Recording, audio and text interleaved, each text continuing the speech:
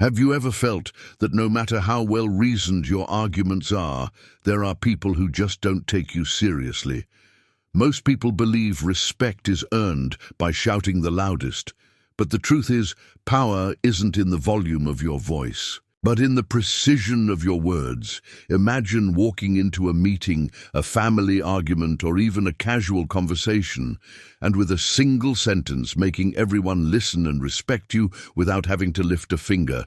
Today, I'm going to reveal 5 phrases so effective that when you say them, they compel anyone to treat you with respect. It doesn't matter if it's your boss, a friend, or a stranger. These phrases work, and the best part, no shouting required. Stay until the end, because phrase number 3 is so powerful it can completely change the way people see you. And if you use it right, even your harshest critics will fall silent. The Stoic philosopher Epictetus said, "It's not what happens to you, but how you respond to it that matters." And in the art of earning respect, this means one thing very clearly. You don't need to react with anger or raise your voice, but rather respond with firmness and serenity. The Stoics understood that the right words are like arrows, small, but capable of piercing any barrier. Think about it. From ancient Rome to today, the people who leave a mark aren't the ones who shout the loudest, but those who speak with calm conviction and moral authority. Marcus Aurelius, an emperor and philosopher, led an entire empire without losing his composure because he knew that true respect is born from clarity and self-control. In modern life, it's no different. In a work meeting, a disagreement with your partner, or even when facing a stranger, your tone can be calm, but if your words are the right ones, people will listen. And that's exactly what you're about to learn now. The 5 phrases that, when said at the right moment, make anyone see you in a different light. Phrase 1, I understand your point, but I disagree. This phrase is simple, yet powerful. It communicates that you've listened to the other person, that you value their opinion, but that your position is firm. You don't attack. You don't get defensive. You remain in control. Picture this scene: you're in a meeting and someone proposes an idea that clearly won't work. Instead of saying that's wrong or staying silent, you look at the person and calmly say, I understand your point, but I disagree. In that moment, you establish a clear boundary and show that you think for yourself. In Stoicism, this is called separating emotion from judgment. You don't need to prove you're smarter. You just need to make it clear that your judgment is independent. The magic of this phrase is that it avoids direct confrontation, but leaves an imprint of respect in the mind of the person who hears it. Phrase 2, I don't find that appropriate. This phrase shuts down any disrespectful behavior without needing long explanations. It's direct, firm, and hard to question. When you use it, you make it clear that there are lines you are not willing to cross.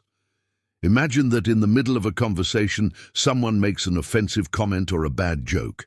Instead of laughing along or staying silent, you look them in the eye and say, I don't find that appropriate. That simple phrase forces the other person to reconsider their attitude because it shows you're not willing to validate something you consider wrong. The Stoics believed that personal dignity is an invisible shield. Seneca said that he who respects himself will be respected by others. And this phrase, used with serenity, is a direct way to show that you respect yourself without needing to get into an argument. Phrase 3, let's talk when we can do so respectfully. This phrase not only stops a toxic conversation, but also shifts control of the situation in your favor. You're not running away, you're setting the rules for the dialogue.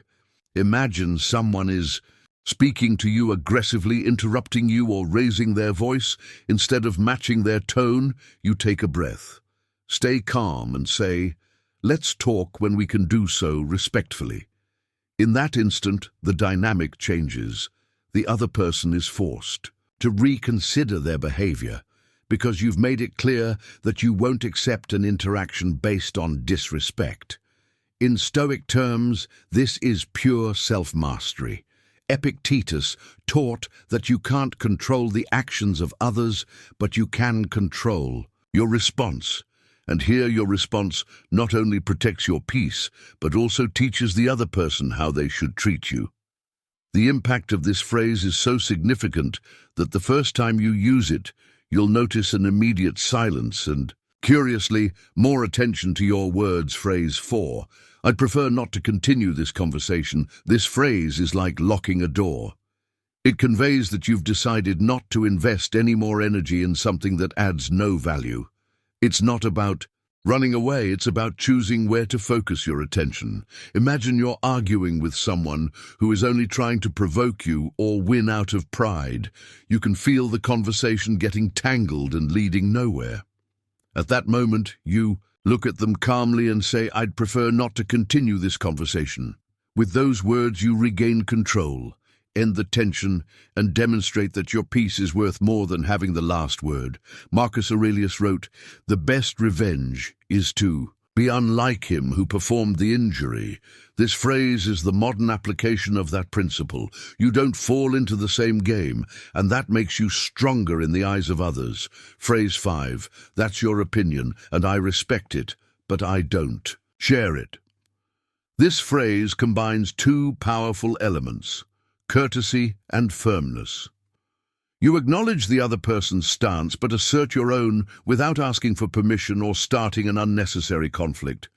Imagine a friend, a colleague, or even a family member insists on convincing you of something you don't accept. Instead of arguing, point by point, you respond calmly. That's your opinion, and I respect it, but I don't share it. With this, you close the door to pressure, maintain the relationship, and at the same time affirm your independence of thought. Seneca said that being a slave to the opinions of others is the worst of prisons. This phrase is the key to escaping that invisible jail, reminding you that you can respect someone without giving up your own judgment. Now you have 5 phrases that, when spoken at the right time, will compel anyone to respect you without shouting, "Remember, I understand your point, but I disagree. I don't find that appropriate. Let's talk when we can." Do so respectfully. I'd prefer not to continue this conversation, and that's your opinion, and I respect it, but I don't share it. If you apply them with serenity and firmness, you'll notice that people start to listen to you more, measure their words, and treat you with greater consideration, because respect isn't imposed by force, it's inspired by character.